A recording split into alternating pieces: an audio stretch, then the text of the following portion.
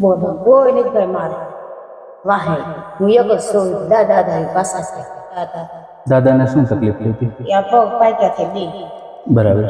એ કરીએ જેથી કરીને આવા નિરાધાર પરિવારને જય માતાજી, જય દ્વારકાધીશ. મિત્રો, ફરી એક નવા વિડીયોની સાથે સ્વાગત છે અમારી યુટ્યુબ ચેનલ રાહુલ ભાવેશ વ્લોગમાં.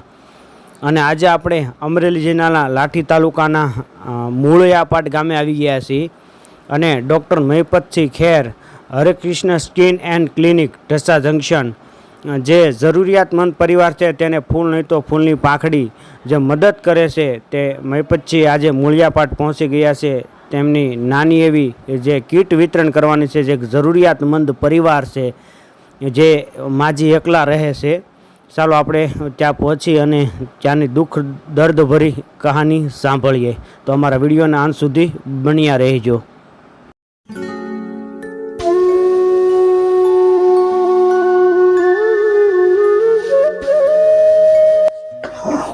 બોલો કોઈ નથી ભાઈ મારે વાહે હું એક જ છું દાદા દાદી પાસા છે આ કઈ ગરીબ લોકોની રોગ ગામમાં વેગી થાય છે રાત ની અત્યારે ઘરે આવીશ. શું નામ છે બા તમારું? બલબેન. બાલુબેન.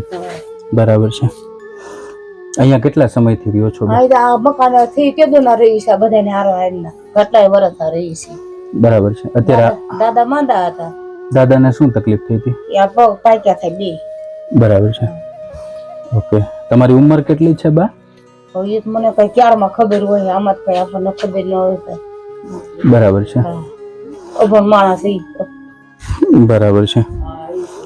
અને અત્યારે બા તમે ગુજરાન કઈ રીતે ચલાવો છો? તમારી આજીવિકા કઈ રીતે ચાલે છે? એ બસ આમ ને કોઈ ગામના દે ને દાણા દે, કોઈ પૈસા દે, એ દે બધું ગામના.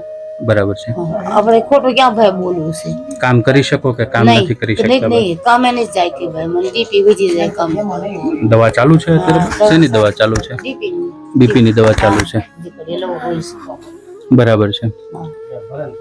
અને તમારી ઉંમર કેટલી થઈ બા? થઈ હોય કે ખરી ભાઈ ક્યારમાં ખબર હોય ને આપણને. બરાબર છે.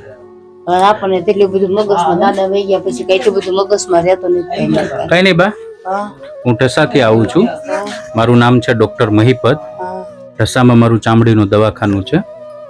બરાબર છે. એટલે અમે શું કરીએ કે તમારી જેવા જે બા નિરાધાર લોકો હોય ને એને અમે અમારાથી જે બનતી હોય એ મદદ કરતા હોઈએ છીએ. બરાબર છે.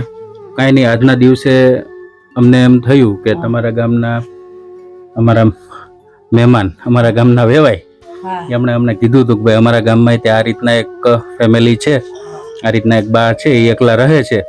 બરાબર. એમને આગળ પાછળ કોઈ નથી અને આજીવિકા માટે કોઈ સાધન નથી. તો એ કે આપણે બાને આપણે આજના દિવસે થોડી મદદ કરીશું. એમ કીધું કઈ વાંધો નહીં, આપણે કરીએ. કઈ નહીં બા, આજના દિવસે આ જે મદદ તમને કરી છે એ અક્ષયભાઈ આફ્રિકા રહે છે એ અને એમના ભાઈ ઋત્વિકભાઈ છે એમણે કરેલી છે તમને. બરાબર છે.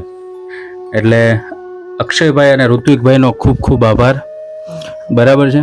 અને કોઈ પણ જાતનું ક્યારેય એવું લાગે બા ત્યારે તમે અમને જાણ કરવી.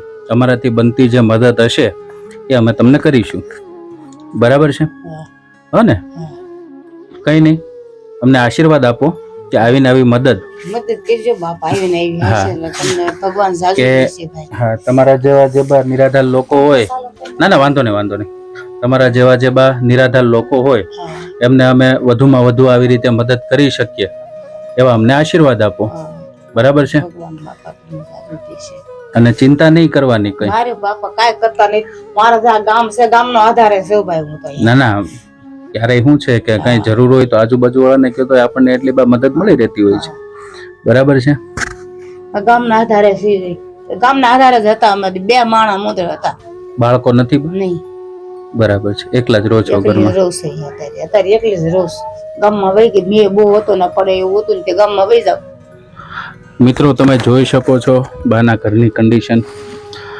ચોમાસાની ઋતુમાં રહેવું પણ ઘણું મુશ્કેલ છે. ઘરમાં પાણી પડે છે, ઘરની કન્ડિશન બહુ જ નાજુક છે.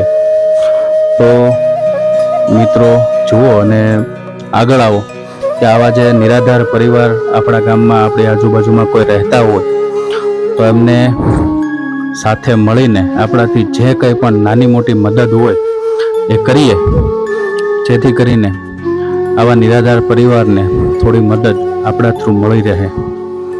તો ખાસ એક નમ્ર વિનંતી છે કે તમારી આજુબાજુમાં, તમારા ગામમાં આવા કોઈ પરિવાર રહેતા હોય તો એમને ખાસ મદદ કરો. બા પણ વયોવૃદ્ધ છે, ઉંમર ઘણી મોટી છે, કામ કરી શકે તેવી કન્ડિશન નથી.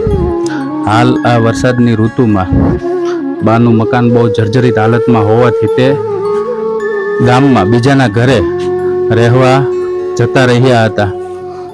તો જે કંઈ પણ તમારાથી બનતું હોય એ આવા લોકોની મદદમાં આવો.